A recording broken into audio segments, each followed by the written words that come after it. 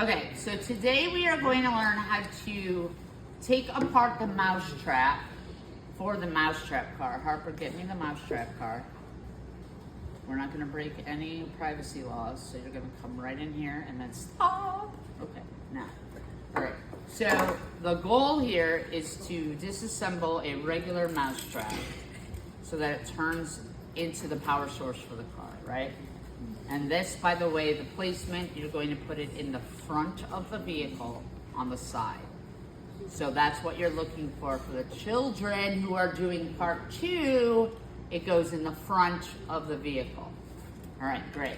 Now, you take your needle nose pliers, you take the bait where the bait goes, and you use the spring as a lever, and you just ease up on it and just pry it off with the needle nose pliers.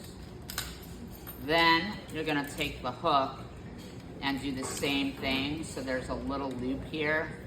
And again, you just use the wood base as the pressure.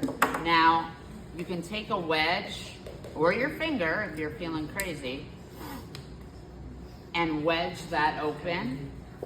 And then you're gonna take your dowel, which should be 1/4 of an inch thick by 12 inches long. You can buy them in bulk.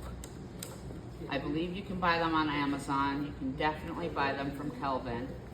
And then you're going to take your zip tie. You should have at least 2 zip ties for this. Take a zip tie, put it where the spring, the action, where the spring is going over the wire, and just tie that tight. And then to make sure that you did it, you're gonna do another one to secure it.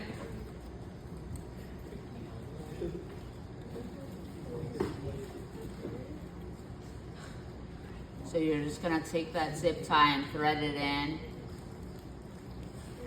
and just make sure that it's where you need it to be. And then you should have, now then what you could do is I would recommend, this one's a little loose, so I would put another one there. And then you should have your action nice and disabled. So I'm gonna put another zip tie there. And then when you give it to the kids, you're going to tell them to put a little dab of glue right where that action is, right here, onto the dowel. So I'm gonna get one more zip tie. What do you do if you put the mouse car at the back of your Tector line? So you're gonna have, if you put your Mousetrap at the back of the car, then you're not gonna have as much, you're probably gonna have to turn it around.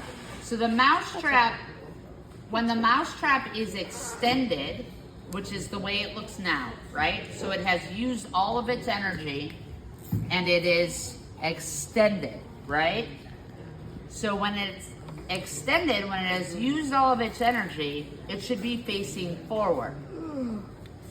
And when it's launched, when it's tight, when the potential energy is tight, it's backwards. This rod right now is pointing towards me. I'm in the back of the car. You see what I mean? So if it was in the back of the car,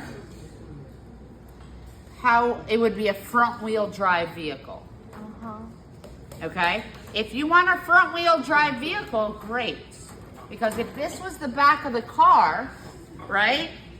Then I would do this, you see that? And I would have a front wheel drive vehicle. Most of the time it's better if the energy is in the back of the car so that the Mousetrap is in the front of the car and it's a back wheel drive vehicle.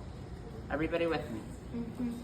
Because the work should be done here because then it will push the rest. It's most of the time it's easier for us to push than pull, right? That's it. Thank you.